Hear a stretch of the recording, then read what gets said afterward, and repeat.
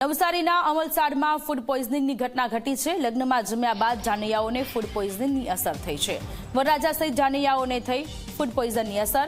તમામને હોસ્પિટલમાં સારવાર માટે ખસેડવામાં આવ્યા છે। દૂધીનો હલવો ખાધા બાદ ફૂડ પોઈઝન થયાનું અનુમાન છે। નવસારીમાં લગ્ન પ્રસંગમાં જમણવાર બાદ ફૂડ પોઈઝનિંગ ઘણા બધા લોકોને થયું છે। તો તમામ લોકોને હોસ્પિટલમાં સારવાર માટે ખસેડવામાં આવ્યા છે। એવું અનુમાન છે કે દૂધીનો હલવો ખાધો અને પછી ફૂડ પોઈઝન થયું છે।